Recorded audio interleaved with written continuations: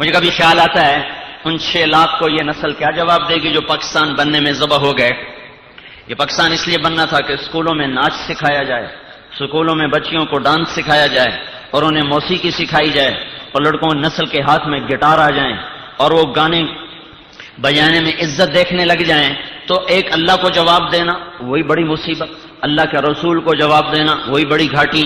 پاکستان کی نسل کو 6 لاکھ انسانوں کو بھی جواب دینا پڑے گا جو سرحد پار کرتے کرتے کرتے وہ سکھوں کی کرپانوں کی نظر ہو گئے اور وہ آگ میں جل گئے، ان کی راکھ اڑ گئی، وہ ستلج میں بہہ گئے، راوی میں بہہ گئے، چناب میں بہہ گئے، ان کی لاشیں، ان کو دفن کرنے والا کوئی نہ ملا، ان کو کفن نہ ملا، دریاؤں کی موجیں ان کا کفن بنی اور دریا کے نیچے پیندے، دریا کی تہ ان کی قبریں بنی.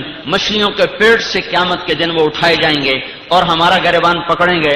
ارے ظالمو، ہم نے تو ملک اس لیے نہیں جانے قربان کی تھی اس دیش کے لیے کہ تم ناچ گانے کو تہذیب بنا لو اور ناچنا گانا اپنی ثقافت بنا لو، پتنگیں اڑانا تم اپنی تہذیب بنا لو. یہ دیش اس لیے اگر بنانا تھا کہ پتنگی اڑانے تھے، بسنتی منانی تھی، تو یہ کس لیے ملک بنایا گیا تھا؟ اور وہ 6 لاکھ کو یہ نسل کیا جواب دے گی؟ یہ بسنت منانے والے اور چھتوں پہ چڑھ کے گانے والے یہ اللہ کے سامنے تو مجرم ہیں، اللہ کا رسول کے تو مجرم ہیں، لیکن ان 6 لاکھ کے بھی یہ بڑے مجرم ہوں گے جب ایک طرف 6 لاکھ مدعی کہ اللہ دیکھ میری بیٹی اس ملک پہ قربان ہوئی، میرے سامنے میری بیٹیوں کی عزتوں کو تار تار کر دیا گیا. ہمارے جاننے والے ہیں، وہ واپس آئے، انہوں نے دیکھا 22 آدمی ان کے گھر کے ذبح ہوئے پڑے تھے. 22 ایک گھر میں 22 آدمی ذبح ہوئے پڑے تھے. اس کی زندگی بچ اللہ نے رکھی تھی، وہ کہیں گیا ہوا تھا. واپس آیا تو 22 آدمی، کوئی بیٹی ادھر پڑی، باپ ادھر پڑا، بھائی ادھر پڑا، اماں ادھر پڑی، چچا ادھر پڑا، مامی ادھر پڑی، تایا ادھر پڑا. یوں یہ دیش بنایا گیا. اس لیے نہیں بنایا گیا کہ یہ سب کچھ ہو جو ہو رہا ہے. بھٹک گئے. جس قوم کا علم غلط ہو جائے انہیں تباہی سے کوئی چیز نہیں بچا سکتی. ہمارا علم غلط ہو گیا. تو میرے بھائیوں، نیا سال شروع ہو رہا ہے. آپ حیران ہوں گے یہ نیا سال کون سا ہو؟ تو جنوری تھا. ایک دم آنکھیں میں نے کھلی دیکھی، نیا سال. اور ان کو یہ بھی نہیں پتا کہ محرم سے ہمارا سال شروع ہوتا ہے. من ندانم جنوری یو فروری. ہمارا سال جنوری سے نہیں شروع ہوتا، ہمارا سال دسمبر پہ ختم نہیں ہوتا، ہمارا سال ذوالحج پہ ختم ہوتا ہے، یکم محرم سے شروع ہوتا ہے. آج ہم پر 1423 سال پورے ہو چکے ہیں ہمارے نبی کو ہم سے رخصت ہوئے، اور 1424واں سال شروع ہو چکا ہے، اور اس کی بھی آج 24 تاریخ ہو چکی ہے. اور نئے سال کی ابتدا ہے بھائیوں. میں نے پچھلے سال بھی بات کی تھی، ایسے ہی محرم کے مہینے میں جمعہ پڑھانے کا اتفاق ہو گیا تھا. آج پھر میں اپنی بات دہراتا ہوں. نیا سال ہے یہ محرم. ہمیں ایک بڑے عظیم الشان واقعے کی یاد دلاتا ہے. اور میں کل بیٹھا سوچ رہا تھا کہ اللہ کا بھی پتہ نہیں کیا حکمت ہے کہ واقعہ کربلا بھی محرم میں ہوا. 61 ہجری جمعے کا دن، اور 10 محرم کو یہ صحرا اس امت نے پہنا، اور یہ عزت کا تاج ان 72 جان نثاروں کے سر پہ رکھا گیا جن کی رگوں سے نچڑا ہوا خون آج بھی اس چمن کی آبیاری کر رہا ہے. وہ مر کے بھی نہیں مرے اور ان کے مارنے والے حکومتیں لے کر بھی مر گئے. تو واقعہ کربلا بھی محرم میں ہوا. پھر اس سے کے بعد بغداد پر حملہ ہوا، ہلاکو خان نے حملہ کیا فروری 1258 میں. تو وہ بھی محرم کا ہی مہینہ تھا.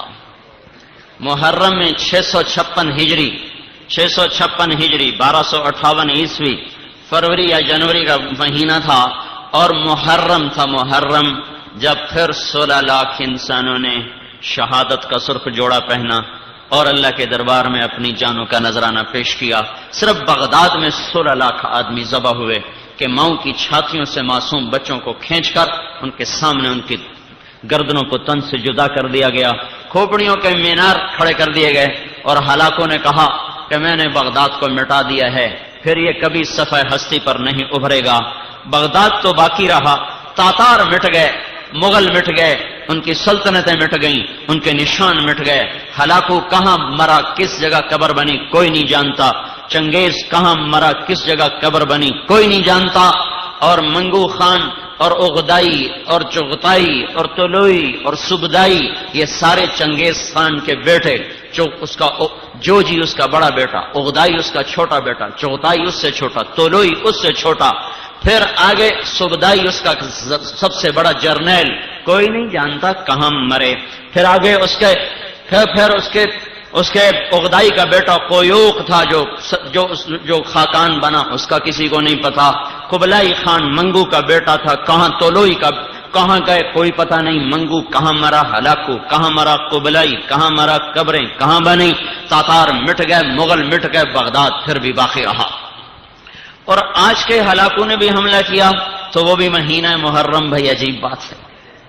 دیکھو محرم جیسے سال نو آتا ہے نا، شکر ہے یہ لوگ ان سال نو منانا، یہ چونکہ ان کافروں کی ترتیب تھی تو وہ شرابیں پیتے ہیں، اب یہ بھی ان کے غلام تو یہ بھی شرابیں پیتے ہیں، وہ زنا کرتے ہیں یہ بھی زنا کرتے ہیں، وہ ناچتے ہیں یہ بھی ناچتے ہیں، وہ نیو ایئر نائٹ مناتے ہیں 5 سٹار ہوٹلوں میں، ہماری نسل بھی 5 سٹار ہوٹلوں میں نیو ایئر نائٹ مناتی ہے، اور وہ ناچ گانے کی محفلیں سجاتے ہیں، ہماری نسل بھی ناچ گانے کی محفلیں سجاتی ہے، وہ ننگے مست ہو کر سڑکوں پہ آتے ہیں، یہ بھی ننگے اور مست ہو کر سڑکوں پہ آتے ہیں۔